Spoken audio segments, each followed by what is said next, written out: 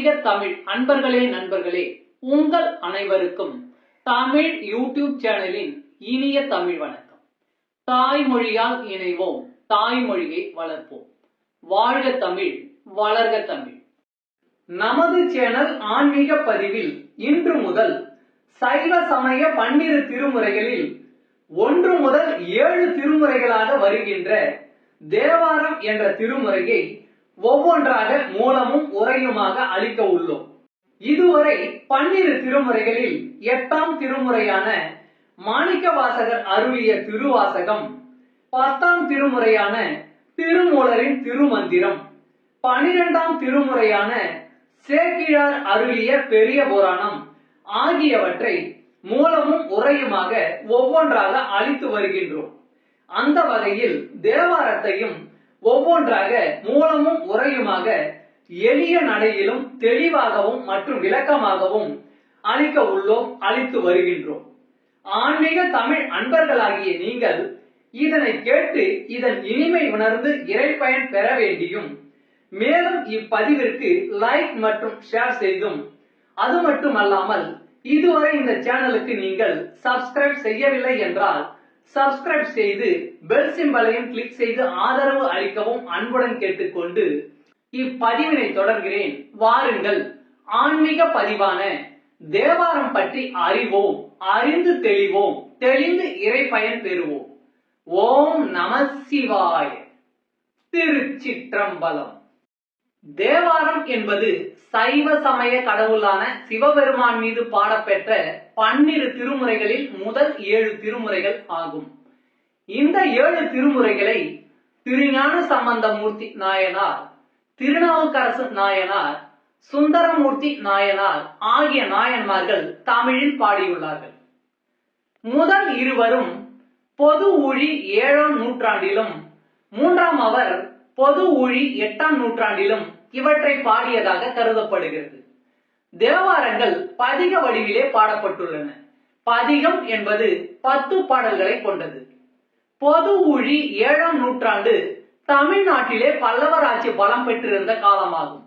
மிகவும் செல்வாக்குடன் இருந்த பௌத்தம், சமணம் ஆகிய சமயங்களுக்கு எதிராக சைவ சமயம் மீண்டும் மலர்ச்சி அடைய தொடங்கிய காலம். திருஞான சம்பந்தர், திருநாவுக்கரசர் போன்றோர் தோன்றி ஊர் ஊராக சென்று சமய பிரச்சாரம் செய்தனர். சென்ற இடங்களிலெல்லாம் இருந்த கோயில்கள் மீது தேவாரங்களை பாடினர். திருஞான சம்பந்தர் தனது 3வது வயதில் தேவாரங்களை பாட துவங்கியதாக சொல்லப்படுகிறது. இவர் தனது சொந்த ஊரான சீர்காழியில் உள்ள தோணியப்பர் மீது தோடுடைய செவியன் என்று தொடங்கும் அவரது முதற் பதிப்பை பாடினார். தெய்வங்கள் மீது பாடப்பட்ட ஆரம் என்பதால் தேவாரம் என்று பெயர் பெற்றதாக கூறுவர். ஆனால் இசையியலில் வாரம் என்பது நடையை குறிக்கும் சொல்லாகும். வார நடை என்பது முதல் நடை 2ஆம் நடையில் பாடுவது என்பதையே குறிக்கிறது. பொன்னார் மேனியனே தோடுடைய செவியன் பாடல்களை ஓதுவர்கள் முதல் நடையில் தான் பாடுகிறார்கள். முதல் நடையில் ஓர் எழுத்தாக பாடுவதையே முதல் நடை என்பர். திருவதிகை வீரட்டானம் என்னும் தளத்தில் பாடிய கூட்டாயினவாறு விளக்க களிர் என்று தொடங்கும் பதிகமே அப்பர் என்று அழைக்கப்பட்ட திருநாவுக்கரசரின் முதற் பதிகம் ஆகும். பித்தா பிறைசூடி என்று தொடங்கும் தேவாரம் சுந்தரரின் முதற் பதிகம் ஆகும். பொது ஊழி 10ஆம் நூற்றாண்டில் ராஜராஜ சோழனின் ஆட்சியின் போது சிதம்பரம் கோயிலிலே கவனிப்பாரற்று கிடந்த தேவாரங்களையும் வேறு பல சமய இலக்கியங்களையும் எடுத்து பூச்சிகளால் அரிக்கப்பட்டு அழிந்தவை போக எஞ்சியவற்றை நம்பியாண்டார் நம்பி என்பவர் 12 திருமுறைகளாக தொகுத்தார். சுந்தரமூர்த்தி நாயனார் பாடிய பாடல்களை சுந்தர தேவாரம் என்று அழைக்கின்றனர். இப்பாடல்களை திருப்பாட்டு என்றும் அழைப்பது வழக்கம். இப்பாடல்களை 12 திருமுறைகளிலும் தேவாரத்திலும் இணைத்துள்ளார்கள். இவர் சிவபெருமான் மீது பாடிய பாடல்கள் 38,000 என்று கூறுகின்றனர். இவை பண்களோடு அமைந்துள்ளன. அதனால் பண் சுமந்த பாடல்கள் என்றும் கூறுகின்றனர்.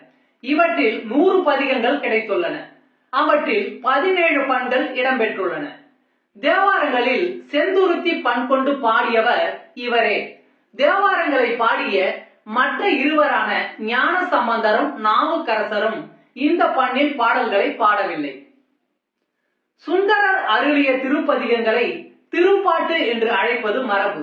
இவர் அருளியவை 38,000. அவற்றில் கிடைத்த பதிகங்கள் 101 மட்டுமே. பண்பாரியாக திரட்டி 1 முதல் 7 திருமுறையாக அடைவு செய்துள்ள முறை முதலாவது ஆகும். இது பன்முறை எனப்படும். தேவார ஆசிரியர் மூவருள் இயலிசை தமிழாகிய திருப்பதிகங்களை முதலில் அருளி செய்தவர் திருஞான சம்பந்தர். ஆதலில் அவர் அருளிய திருப்பதிகங்கள் முதல் 3 திருமுறைகளாகவும், அவர்தம் எழுதகை நண்பராய் விளங்கிய திருநாவுக்கரசர் அருளிய திருப்பதிகங்கள் 4ஆம் திருமுறை, 5ஆம் திருமுறை, 6ஆம் திருமுறை என 3 திருமுறைகளாகவும், இவ்விரு பெருமக்களும் வாழ்ந்த காலப்பகுதியை ஒட்டி சில ஆண்டுகள் பிற்பட்டு தோன்றிய நம்பியூரார் ஆகிய சுந்தரமூர்த்தி சுவாமிகள் அருளிய திருப்பதிகங்கள் 7ஆம் திருமுறையாகவும் தொகுக்கப்பட்டன. இப்பெருமக்கள் மூவருள் முறையே ஒவ்வொருவரும் அருளி செய்த திருப்பதிகங்களில் அமைந்த பண்களை வகைப்படுத்தி ஒவ்வொரு பண்ணுக்கும் உரிய திருப்பதிகங்களையும் 7 திருமுறைகளாக வகுத்தெழுதியது பழைய முறை ஆகும். திருத்தலங்கள் வாரியாக மூவர் பாடல்களை தொகுத்து அடைவு செய்த முறை 2வது ஆகும். இது அடங்கன் முறை எனப்படும். மூவரில் ஒவ்வொருவர் பதிகங்களையும் தனித்தனியாக வைத்து தலங்கள் வாரியாக தொகுத்து அடைவு செய்த முறை 3வது ஆகும். இது தலமுறை எனப்படும். தலமுறை என்பது கோயில், திருவேட்களம் முதலாக திருப்பதிக கோவையர் குறித்த முறையொட்டி தேவார பாடல் பெற்ற திருத்தலங்களை எல்லாம் தில்லை பெருங்கோயில் முதலாக வரிசைப்படுத்தி அத்தலங்களுக்குரிய தேவார பதிகங்களை முற்குறித்த 7 திருமுறை பாகுபாட்டிற்கு ஏற்ப முறைப்பட சேர்த்து அமைத்த முறையாகும். பெரிய புராணத்தில் மூவரின் வரலாறு சேக்கிழார் கூறும்போது, இன்ன பதிகம் ஊர் எல்லையில் இறைவன் திருமுன் வலம் வரும்போது பாடப்பெற்றது என்று கூறி வருவதை அறியலாம். அதன்படி தேவாரம் பாடப்பெற்ற காலமுறைப்படி ஒரு தொகுப்பு இருந்தது என்று உறுதி செய்யலாம். சோழர் வரலாற்றில் அக்குறிப்பு உள்ளது. அதற்கு பாடியவாறு என்று பெயர். தலமுறை பன்முறை வகைகளில் பன்முறைமையே பழைய ஏட்டுச்சுவடிகளில் இடம்பெற்றுள்ளது. மூவர் தேவார பதிகங்களை 7 திருமுறைகளாக பகுத்து வழங்கும் திருமுறை பகுப்புக்கு அடிப்படையாக அமைந்தது இப்பன்முறைமையே என கருதல் பொருந்தும். பன்முறைமையாகிய இதனை ஆதாரமாக கொண்டு நோக்கினால்தான் மூவர் திருப்பதிகங்களையும் முதல் 7 திருமுறைகளாக பகுத்து வழங்கிய நம் முன்னோரது பகுப்பு இனிது விளங்கும். தேவார திருப்பதிகங்களை தலமுறையில் அமைத்து பயிலும் வழக்கம் பிற்காலத்தில் தோன்றியதெனவே கருத வேண்டியுள்ளது. மூர்த்தி தலம், தீர்த்தம் என்பவற்றை முறையே கண்டு வழிபடும் விருப்புடைய சிவநேச செல்வர்கள் தாம் வழிபட விரும்பிய ஒவ்வொரு தலத்திற்கும் அமைந்த தேவார திருப்பதிகங்கள் முழுவதையும் நாள்தோறும் முறையே பாராயணம் செய்ததற்கு ஏற்ற வண்ணம் முறைப்படுத்தப்பட்டதே இத்தலமுறை பகுப்பாகும். இப்பகுப்பு தில்லை பெருங்கோயிலை முதன்மை திருத்தலமாக கொண்டு அமைந்திருப்பது தேவார ஆசிரியர் மூவர் திருவுள்ளத்திற்கும் ஏற்புடையதாகும். இது சிவத்தலங்கள் எல்லாவற்றிற்கும் முதலில் வைத்து போற்றத்தகும். சிறப்புடைய திருத்தலம் என்ற நோக்கத்துடன் தில்லை பெருங்கோயிலை பற்றி அம்மூவரும் உளமோந்து பாடிய திருப்பாடற் குறிப்புகளால் நன்கு புலனாகும். இக்குறிப்பினை விளக்கும் முறையில் கோயில், திருவேட்களம், நெல்வாயில், கழிப்பாலை என தொடங்கும் திருப்பதிகை கோவை அமைந்திருத்தல் அறியத்தக்கதாகும். மேற்குறித்த பன்முறை, தலமுறை என்னும் 2 வகை முறைகளுள் தேவார ஆசிரியர் காலந்தொட்டு இடையின்றி வழங்கி வருவதும் சைவ திருமுறைகள் 12 என்ற பகுப்பிற்கு நிலைக்களமாக அமைந்ததும் பன்முறைமையே ஆதலின் அம்முறையினை பின்பற்றி தேவார திருப்பதிகங்களின் அமைப்பினை நோக்குதல் ஏற்புடையதாகும். தேவார பாடல்களின் எண்ணிக்கையும் திருமுறை பாடியவர்களும். முதலாம் திருமுறை திருஞான சம்பந்தமூர்த்தி நாயனார் பாடல்கள் 1469. 2ஆம் திருமுறை திருஞான சம்பந்தமூர்த்தி நாயனார் 1331 பாடல்கள். 3ஆம் திருமுறை திருஞான சம்பந்தமூர்த்தி நாயனார் 1358 பாடல்கள். 4ஆம் திருமுறை திருநாவுக்கரசு நாயனார் 1070 பாடல்கள். 5ஆம் திருமுறை திருநாவுக்கரசு நாயனார் 1015 பாடல்கள். 6ஆம் திருமுறை திருநாவுக்கரசு நாயனார் 981 பாடல்கள். 7ஆம் திருமுறை சுந்தரமூர்த்தி நாயனார் 1026 பாடல்கள்.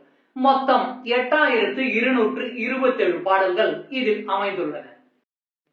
பண் அமைத்தவர் என்று பார்த்தால் இப்பொழுதுள்ளபடி தேவார பாடல்களுக்கு பண் அமைத்து கொடுத்தவர் ராசேந்திர பட்டணத்திலிருந்து ஒரு பெண்மணி என்று உவே சாமிநாத ஐயர் குறிப்பிடுகிறார்.